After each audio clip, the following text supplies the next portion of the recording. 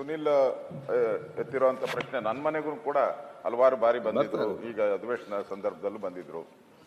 ನಾವು minimum wages, ಈಗ minimum ಸರ್ಕಾರ ಕೂಲಿ ಇದೆಯಲ್ಲ, ಮಿನಿಮಮ್ ವೇಜಸ್ 18,000 ಮೇಲೆ ಇದೆ ಮಿನಿಮಮ್.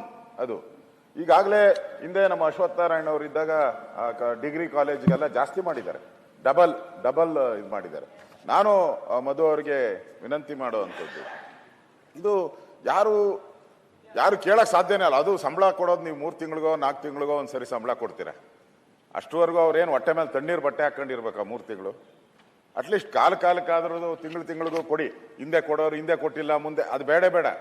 ಈಗ ಪ್ರಶ್ನೆ ಬಂದಿರೋದು ಹಿಂದೆ ಯಾರು ಮಾಡಿದ್ರು ಅದನ್ನೆಲ್ಲ ಪ್ರಶ್ನೆ. ಈಗ ಅವ್ರಿಗೆ ನೀವು ಒಪ್ಕೊಂಡಿದ್ದೀರಾ, ನಾವು ಮುಖ್ಯಮಂತ್ರಿಗಳನ್ನ ವಿನಂತಿ ಮಾಡ್ತೀನಿ, ನೀವು ಮಾಡಿ. ಅಟ್ಲೀಸ್ಟ್ ಒಂದು ಗೌರವಯುತವಾಗಿ ಬದುಕುವಂಥದ್ಕೆ, ಅವರು ಗೌರವಯುತವಾಗಿ ಬದುಕುವಂಥದ್ಕೆ ಒಂದು ಅವಕಾಶವನ್ನ ಮಾಡಿಕೊಡಿ. ನಾನು ಕೊಡೋದು ಇಷ್ಟೇ, ಯಾಕೆ ಅವ್ರಿಗಿರುವಂತ ನಾಲೆಜ್ ಮತ್ತು ಆ ಟ್ಯಾಲೆಂಟ್ ಅನ್ನು ಮಕ್ಕಳಿಗೆ ವರ್ಗಾಯಿಸಬೇಕಾದ್ರೆ ಅವ್ರ ಟೆನ್ಷನ್ ಕಡಿಮೆ ಮಾಡೋ ಜಾಬ್ ನಮ್ದಿದೆ. ಖಂಡಿತವಾಗಿಯೂ ಸ್ಯಾಲರಿ ಜಾಸ್ತಿ ಆಗ್ಲೇಬೇಕು ಒಂದು, ಮತ್ತೆ ಸರಿಯಾದ ಟೈಮ್ ಅಲ್ಲಿ ಸಿಗ್ಬೇಕು. ಇದು ಏನಾಗಿದೆ ಅಂತ ಹೇಳಿದ್ರೆ, ನಾವು ಅಲ್ಲಿ ಲಾಸ್ಟ್ ಟೈಮ್ ಇದ್ದಾಗ ಎಲ್ಲ ಮನೆಗೆ ಅವ್ರ ಈಗ ಇಲ್ಲಿ ಬಂದಿದ್ದಾರೆ, ಇಲ್ಲಿ ಬಂದು ಇವರ ಮನೆಗೆ ಹೋಗ್ಲಿಕ್ಕೆ ಈಗ ಇಬ್ರು ಸೇರಿ ಆದಷ್ಟು ಬೇಗನೆ ಇದಕ್ಕೆ ಒಂದು ಪರಿಹಾರ ಕಂಡುಕೊಡಿ. ಬಟ್ ಅದು ಕೆಲವು ಟೆಕ್ನಿಕಲ್, ಅಶೋಕ್ ಅವರೇ ಏನಂದ್ರೆ ಟೆಕ್ನಿಕಲ್ ಇದರಿಂದ, ಬಿಕಾಸ್ ನಾನೇ ಪರ್ಸನಲ್ ಆಗಿ ಫಾಲೋ ಮಾಡ್ತಾ ಇದ್ದೀನಿ. ಯಾಕಂದ್ರೆ ಕೊಡೋ ದುಡ್ಡೇ ಕಮ್ಮಿ ಕೊಡ್ತಾ ಇದೀವಿ, ಅದು ನನಗೆ ಚೆನ್ನಾಗಿ ಗೊತ್ತಿದೆ. ನನ್ನ ಇಲಾಖೆಯಿಂದ ಇಲ್ಲ, ನಾವು ಕಳಿಸ್ಬಿಡ್ತೀವಿ. ಕೆಲವು ಸತಿ ಏನಾಗ್ತದೆ ಅಲ್ಲಿ ಕೆಲವು ಈ ಟ್ರಾನ್ಸ್ಫರ್ ಸೀಸನ್ಸ್ ಅಲ್ಲಿ ಕಮ್ಮಿ ಆಗಿರೋದೇ ಹೊರತು ದುಡ್ಡು ನನ್ನ ಹತ್ರ ಇದೆ, ದುಡ್ಡು ಕೂಡ ಪಾವತಿ ಮಾಡಿದೀವಿ. ನೀವೇನು ಗಮನವನ್ನು ನಾನು ತಂದಿದ್ದೀರಿ, ಯಾಕೆಂದ್ರೆ ಅವ್ರು ಬಹಳ ಕಮ್ಮಿ ಹಣಕ್ಕೆ ದುಡಿತಾ ಇದ್ದಾರೆ. ಆಸ್ ಇಟ್ ಇಸ್ ಆ ಟೈಮಿಗೆ ಕೊಡ್ತಕ್ಕಂಥ ಜವಾಬ್ದಾರಿಯನ್ನು ನಾನು ಸಂಪೂರ್ಣವಾಗಿ ತಗೊಳ್ತೀನಿ.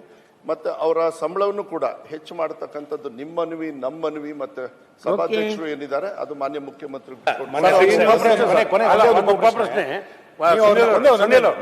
ಏನಾಗಿದೆ ಅಂತಂದ್ರೆ, ಅವರಿಗೆ ದಸರಾ ಹಾಲಿಡೇ ಕೊಟ್ಟಾಗ ಅವ್ರಿಗೆ ಸಂಬಳ ಕೊಡ್ತಾ ಇಲ್ಲ. ನೀವು ಮಾರ್ಚಿನಲ್ಲಿ ಎಕ್ಸಾಮ್ ಇದೆ ಅನ್ನೋ ಕಾರಣ ಸಂಬಳ ಕೊಡಲ್ಲ. ಹಂಗಂತೇಳಿ ಆ ನಡುವೆ ಇನ್ಯಾವುದೋ ತಿಂಗಳಲ್ಲಿ ಬೇರೆ ಕೆಲಸ ಮಾಡ್ಲಿಕ್ಕೆ ಸಾಧ್ಯ ಇಲ್ಲ ಅವ್ರ ಕೈನಲ್ಲಿ. ಆಗ ವರ್ಷ ಪೂರ್ತಿ ಇದನ್ನು ಪರಿಗಣನೆ ಮಾಡಿ ಮಾರ್ಚ್ ತಿಂಗಳು ಮತ್ತು ಅಕ್ಟೋಬರ್ ತಿಂಗಳನ್ನು ಕೂಡ ಅವ್ರ ವೇತನದಲ್ಲಿ ಪರಿಷ್ಕರಣೆ ಮಾಡೋದು ಒಳ್ಳೇದು. ನಡುವೆ ಬೇರೆ ಕೆಲಸ ಎಲ್ಲಿ ಮಾಡಕ್ಕಾಗತ್ತೆ ಅವರಿಗೆ? ದಯಮಾಡಿ ಮಾನವೀಯತೆ ದೃಷ್ಟಿಯಿಂದ ಅರ್ಥ ಮಾಡ್ಕೊಳ್ಳಿ. ಅಲ್ಲ, ಇದಕ್ಕೆ ಒಂದು ಕೊಡ್ತೇನೆ. ಈಗ ನಮ್ಗೆ ಬೇಗ ನಾ ಜಾಸ್ತಿ ಕೇಳ್ತಾ ಇಲ್ಲ, ನೀವು ಮುಂದುವರಿಸಿ. ನಾನು ಮಧುಮಂಗಲಂ ಸಾಹೇಬ್ಗೆ ಏನ್ ಕೇಳ್ತೇನೆ ಅಂದ್ರೆ ಸರ್, ಉಪನ್ಯಾಸಕರ ಪರಿಸ್ಥಿತಿ ಏನಾಗಿದೆ ಅಂದ್ರೆ, ಖಾಸಗಿಯಲ್ಲಿ ಅವ್ರಿಗೆ 30,000 ಕೊಡ್ತಾರೆ ಸರ್. ಇಲ್ಲೇನಾಗಿದೆ, ಈಗ ಕನ್ಯಾ ಕೊಡಕತ್ತಿಲ್ಲ ಯಾರು, ಅದಕ್ಕೆ ಏನಾಗಿಲ್ಲ ಅಂತ ಹೇಳಿ